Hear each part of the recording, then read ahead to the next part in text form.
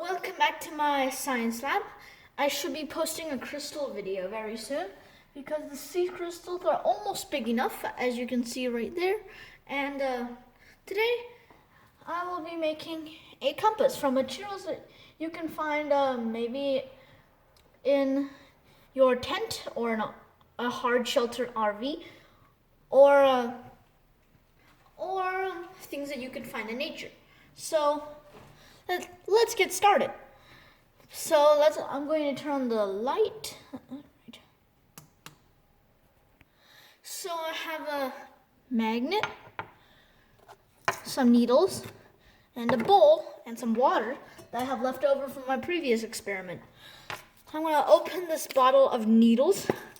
I have a lot of sizes. So I have a really short one and a really long one. So I will be using the long one as it will be easier to see. And I'll put all the other needles aside. So I take this magnet. Lots of people will use a bar magnet. I'm doing it. So you're doing the side which is the point. You're doing this. Now you shouldn't do this, because you need to rub it the same way, because when the iron particles in a piece of iron line up according to magnetic field, it all points one direction. So you shouldn't do this. That would mean you're messing up the filings.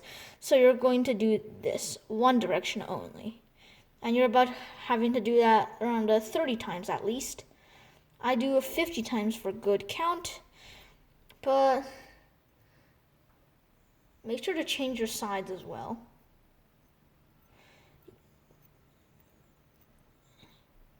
All right.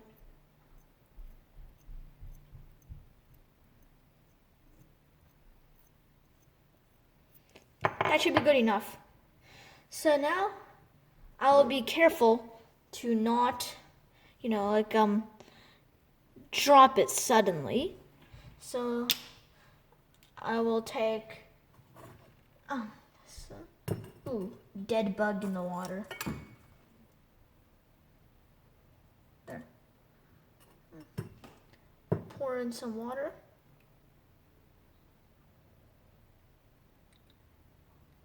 Just about enough to cover the bowl. Now that is why that you should keep something like this, iron mesh on top, so that it doesn't get contaminated. For this one, I'll be using a handkerchief. So I have this lid from the container, and I'll put it in the water just like that. Floats like a boat, and you don't want it to, topple over or spill. Oops. Now that it is spinning, it is aligning to the Earth's magnetic field. So you want to give it a little minute, make sure it's in the center, because when it bonks into the wall, it can make it quite inaccurate and unreliable. So I will wait until it has aligned to the magnetic field. And I can say that north is this way right now. So if you don't have a lid, that's okay. You can use a leaf or a piece of paper towel. So right now I have brought a roll of paper towel. So I'm going to rip off a little bit, and I'm going to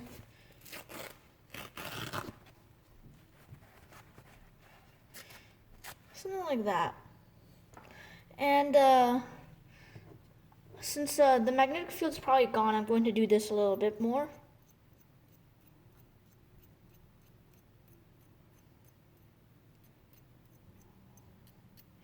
So I'm going to fold it like this, and I'm going to stick the needle through it.